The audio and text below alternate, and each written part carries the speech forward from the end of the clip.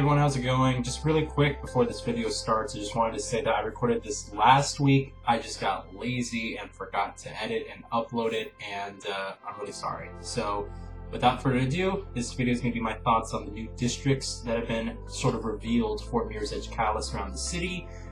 You guys will have to see that, as well as a reminder at the end of this video that preparing for Mirror's Edge Catalyst starts this week, not next week.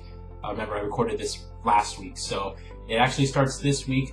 Towards the end of this week, you're going to start seeing videos upload regarding that series. Face cam, it's going to be with modded levels and tutorials and the freaking whole campaign being played through without guns and on hard mode, no HUD whatsoever. It's going to be a final send-off to Mirror's Edge until we get Catalyst in May. I'm super excited for that, and hope you guys enjoyed this video, alright? Thanks for watching, let me know what you guys think.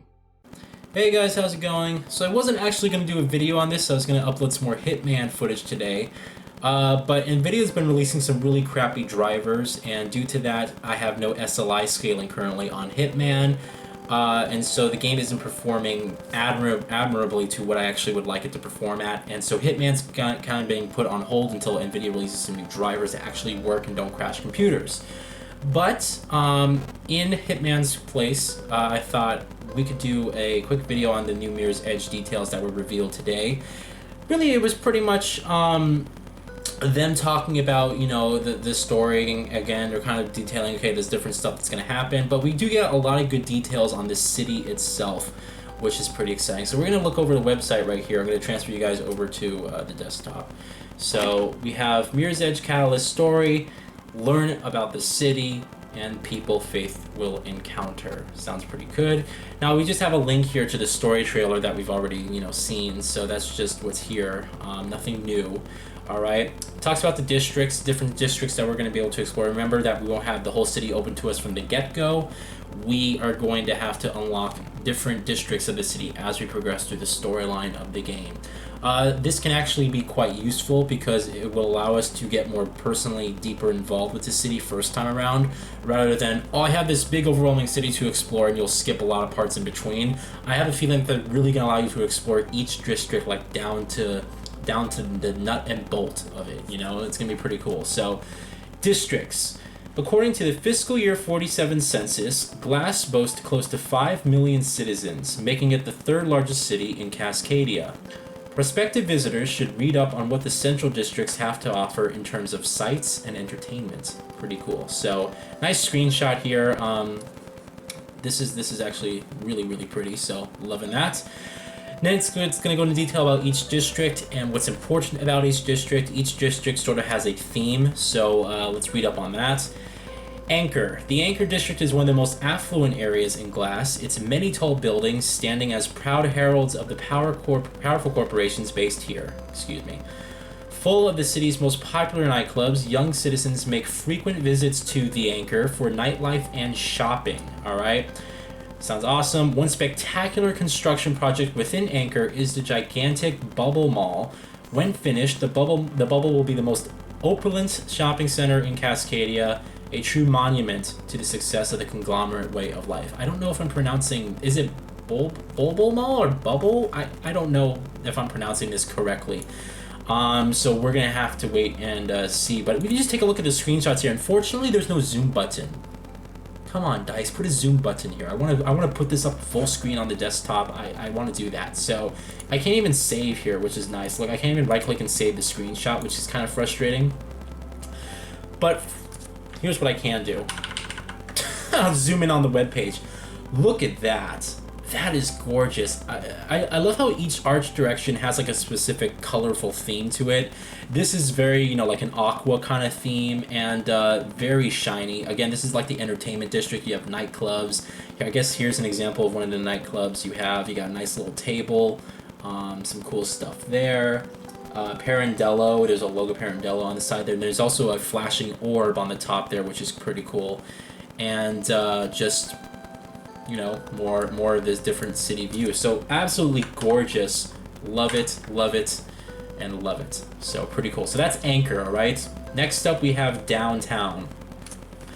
Located in the very center of Glass, downtown stands as the proud modernized center of the city. Among the busy and dense streets, you'll find a slew of fashionable boutiques and notable sites like the Elysium Corporation building, home to the world's leading medical research professionals. Elysium was they showed a level of that took place in Elysium during the first gameplay reveal that they showed at Gamescom. I believe it was the Gamescom event, and so we know that Elysium isn't really true to it being a simple medical corporation. There's something shady going on there. All right. There have been reports of illegal activities in this area with so-called runners roaming the rooftops. Citizens should not be alarmed, however. The nuisance is being effectively dealt with by KrugerSec personnel. So pretty cool. Then we get a nice shot of downtown. I'm gonna zoom in again. Beautiful, beautiful, beautiful, beautiful, beautiful. You got some nice silhouettes of people right there in the background. The field in the back there. Absolutely love this. Again, I'm just hoping that we get to explore the street level and like freely explore the street level. I hope it's just not caught off guard. And unfortunately, I was actually looking for like a collectible orb down here on the street, but I just don't see it. But that would be cool if we actually do get to explore that.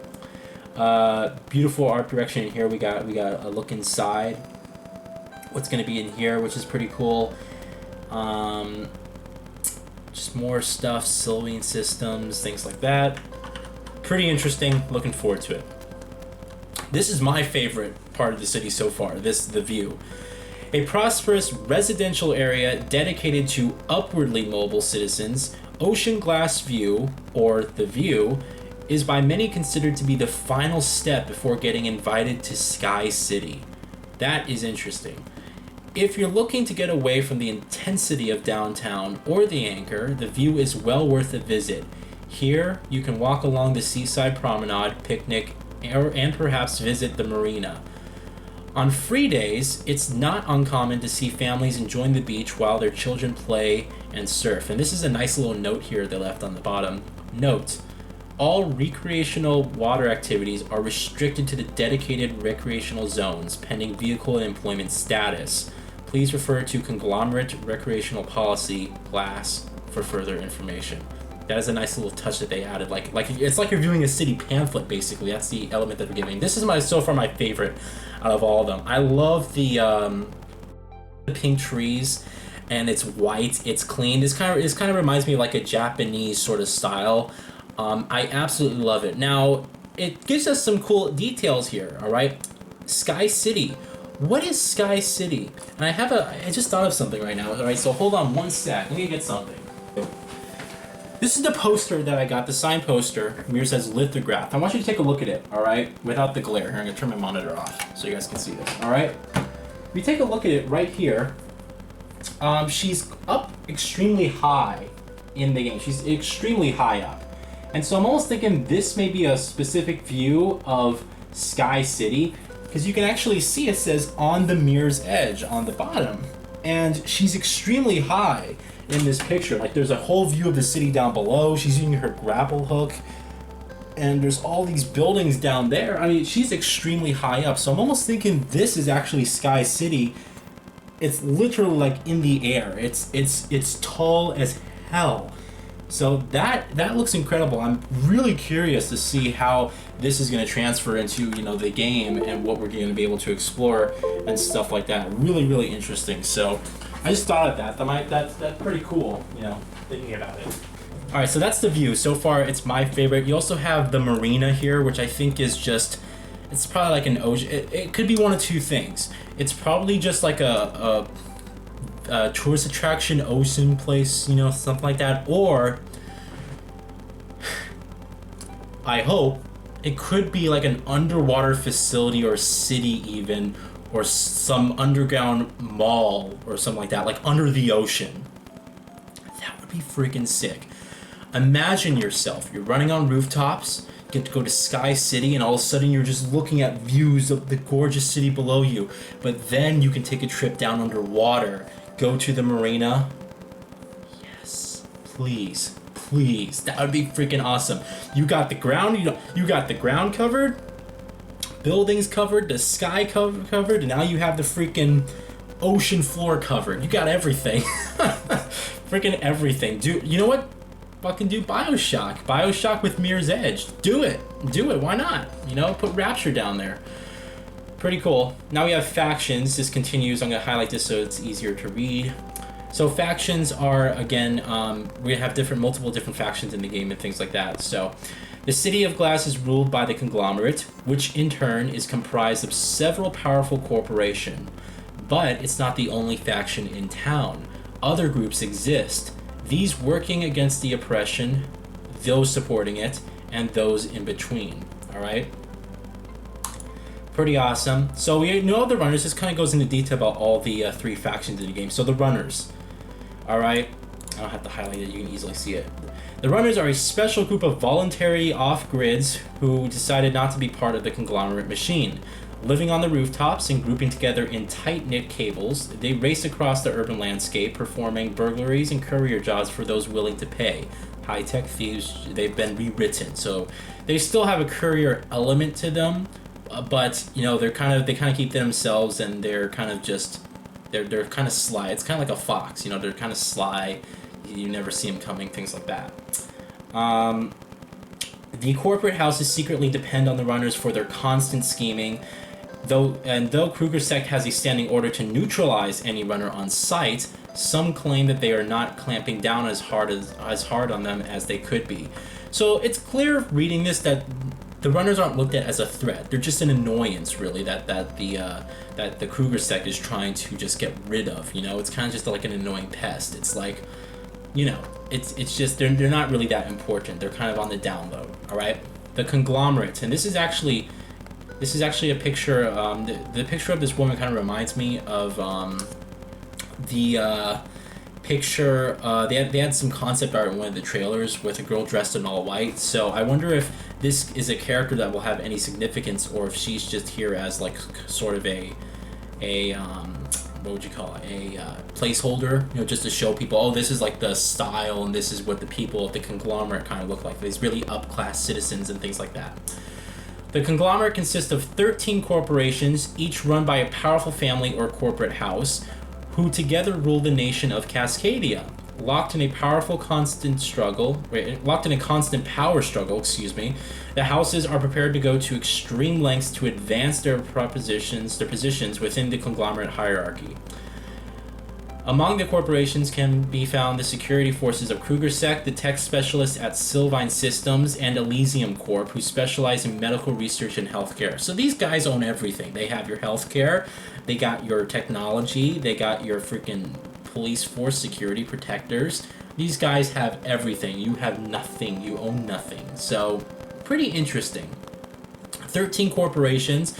I wonder if we're going to be able to visit these 13 corporations, or if they're planning for like a series of games.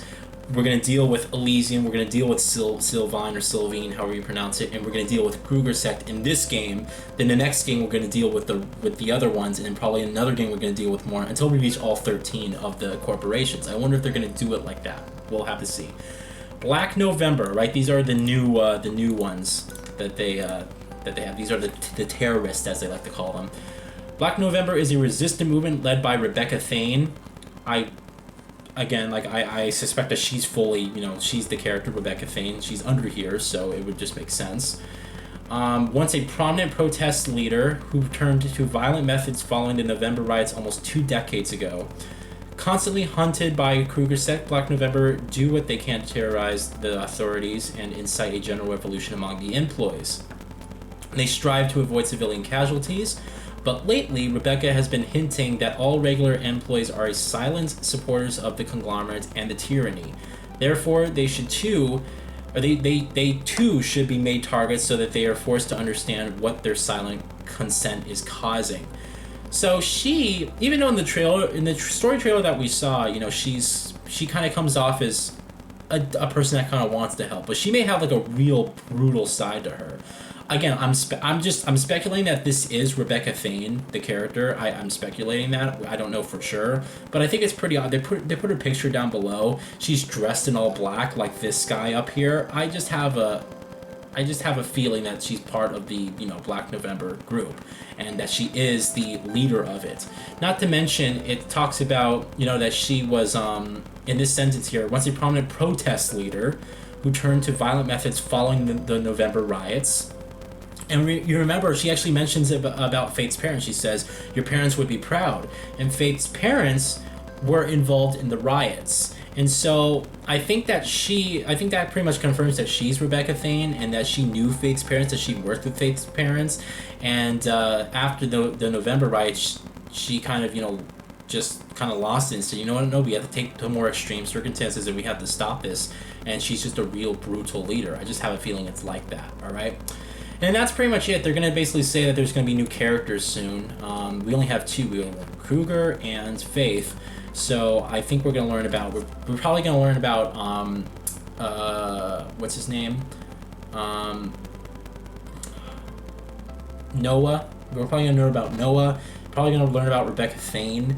And some other people, who are going to be involved in this game, some key characters, and that Morgan Freeman looking guy too. So, all right, that's it, guys. I will update you all when I have more information. Remember, preparing for Mirror's Edge Catalyst, the series, I am going to be doing a full playthrough of Mirror's Edge, the campaign, with live commentary in 60 frames per second on PC.